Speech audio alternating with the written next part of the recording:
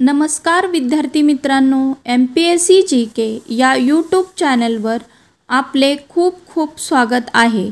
मित्रांनो, जसं की तुम्हाला माहितीच आहे, राज्य सेवा पूर्व परीक्षा ही नियोजित तारखेलाच म्हणजेच येत्या रविवारी 25 ऑगस्टला होणार आहे.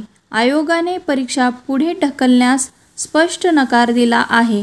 त्यामुळे विद्यार्थ्यांना IBPS क्लर्क किंवा राज्यसेवेची पूर्व परीक्षा या दोन्हीपैकी एकाच परीक्षेला उपस्थित राहता येणार आहे.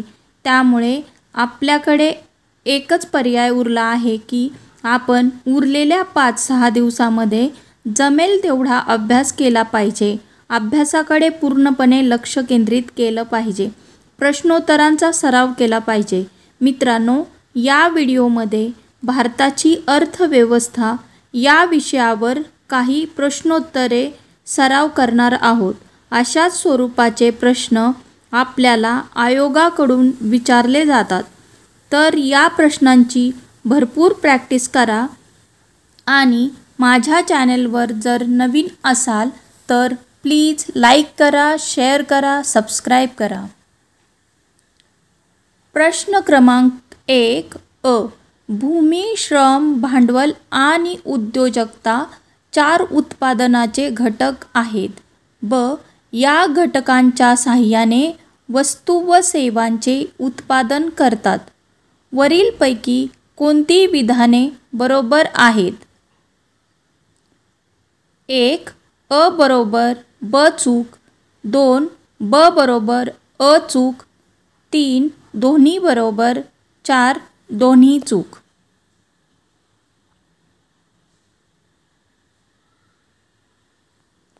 बरोबर उत्तर आहे दोन्ही बरोबर. प्रश्न क्रमांक 2. खालील घटकांचे उत्पन्नाच्या स्वरूपाशी जोड्या लावा. 1. भूमी. 2. श्रम. 3. भांडवल.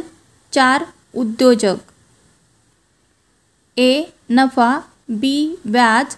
सी. भाडे किंवा खंड. डी. मजुरी. बरोबर उत्तर आहे ऑप्शन ब. प्रश्न क्रमांक 3. गैर घटक उत्पन्नामध्ये खालील कोणत्या गोष्टीचा समावेश आहे? अ. भांडवल, श्रम, भूमी, उद्योजकता. ब. भेट, देणग्या, धर्मदायिक देणग्या, कर. क. श्रम, भूमी, भेट, कर, दंड.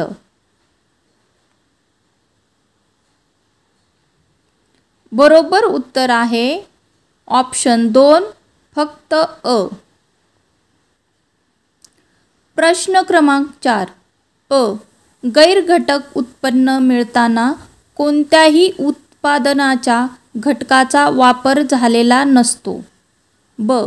राष्ट्रीय उत्पन्न मोजमापामध्ये केवळ घटक उत्पन्नाचा विचार केला जातो. क. राष्ट्रीय उत्पन्न मोजताना गैर घटक उत्पन्नाचाही विचार केला जातो. ऑप्शन आहेत 1. अ बरोबर. ऑप्शन 2. अ ब बरोबर. ऑप्शन 3. वरील सर्व बरोबर. ऑप्शन 4. अ क बरोबर.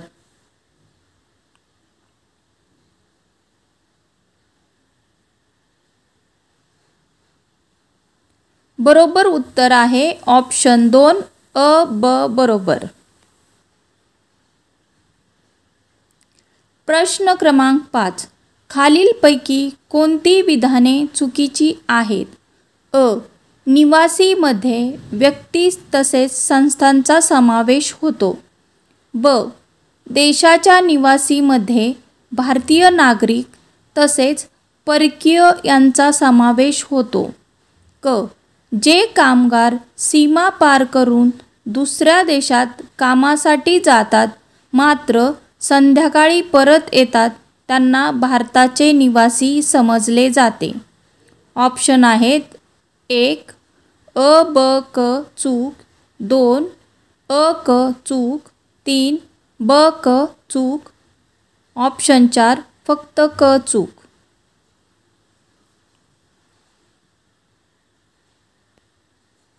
बरोबर उत्तर आहे ऑप्शन 4 फक्त क चूक. प्रश्न क्रमांक 6. भारतात हेडलाईन GDP म्हणून घटक किमतींना मोजलेल्या GDPचा वापर केला जात असे. मात्र जानेवारी 2017 पासून स्थिर बाजार किमतींना मोजलेल्या GDPचा वापर सुरू करण्यात आला. ऑप्शन आहेत 1 बरोबर, ऑप्शन 2 बरोबर, ऑप्शन 3 दोन्ही बरोबर, ऑप्शन 4 दोन्ही चूक.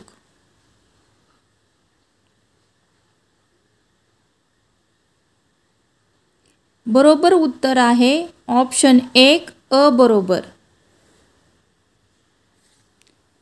प्रश्न क्रमांक 7. खालीलपैकी कोणते विधान चुकीचे आहे?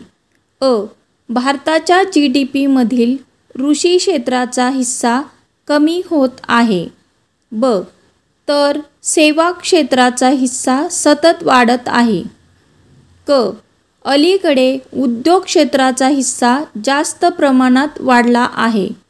ऑप्शन आहेत 1 क, ऑप्शन 2 क, ऑप्शन 3 क, ऑप्शन 4 फक्त क.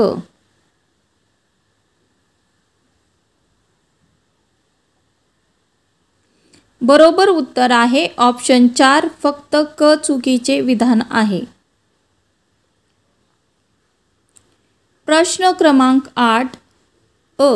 भारताची अर्थव्यवस्था कृषीधारित अर्थव्यवस्थेकडून सेवाधारित बनत आहे. सेवा क्षेत्राचा हिस्सा कृषी व उद्योग क्षेत्राचा एकूण हिस्सापेक्षा 1.5 पटीने अधिक आहे. वरीलपैकी योग्य विधान कोणते?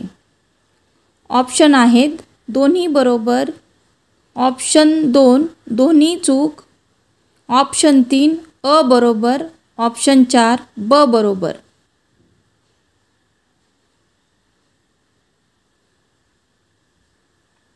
बरोबर उत्तर आहे ऑप्शन 1 दोन्ही बरोबर. प्रश्न क्रमांक 9. अयोग्य विधान कोणते? राष्ट्रीय उत्पन्नाचे मोजमाप CSO मार्फत केले जाते.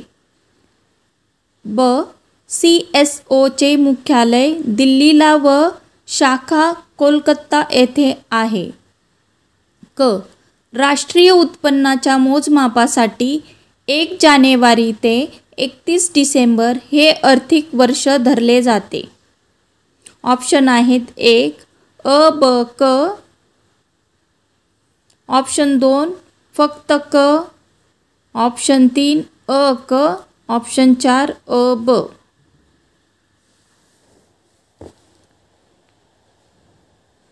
बरोबर उत्तर आहे ऑप्शन 2 फक्त क अयोग्य विधान आहे. प्रश्न क्रमांक 10. राष्ट्रीय उत्पन्न खालीलपैकी कोणत्या कृतीतून निर्माण होते? कोणत्याही आर्थिक कृतीतून, कोणत्याही श्रमाच्या कृतीतून, कोणत्याही नफा कमविणाऱ्या कृतीतून, कोणत्याही उत्पादक कृतीतून. ऑप्शन आहेत 1 वरीलपैकी सर्व, 2 ऑप्शन 3 क, ऑप्शन 4 फक्त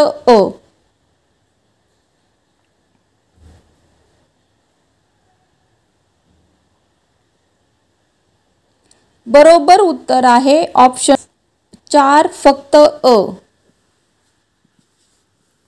प्रश्न क्रमांक 11.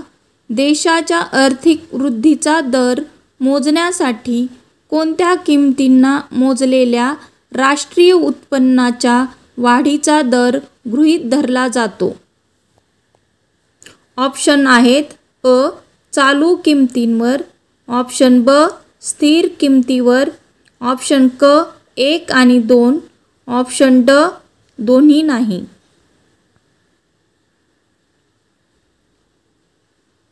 बरोबर उत्तर आहे ऑप्शन ड, दोन्ही नाही. प्रश्न क्रमांक 12.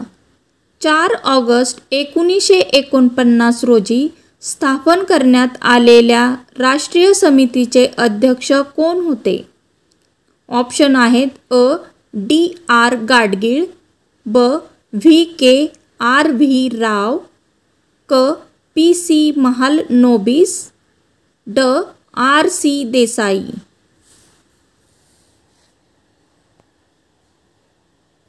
बरोबर उत्तर आहे ऑप्शन क. पी. सी. महालनोबिस. प्रश्न क्रमांक 13. भारताचे राष्ट्रीय उत्पन्न मोजण्याचा पहिला प्रयत्न कोणी केला? ऑप्शन आहेत अ. बाळ गंगाधर टिळक, ऑप्शन ब. दादाभाई नौरोजी, क. उमेश बॅनर्जी, ड. William Digby.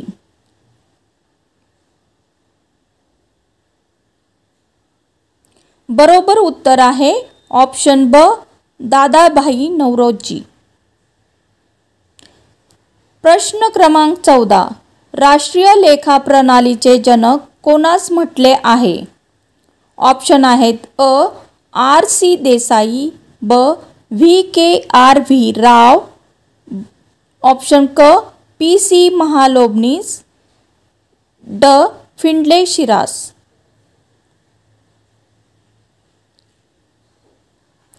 बरोबर उत्तर आहे ऑप्शन ब. V. K. R. V. Rao.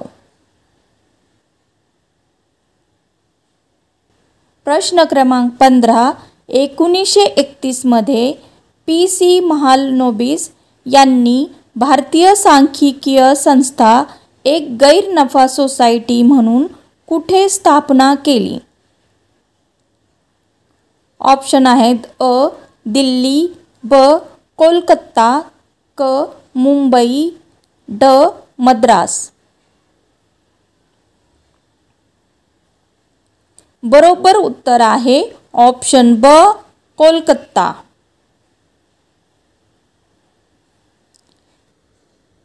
Thank you for watching.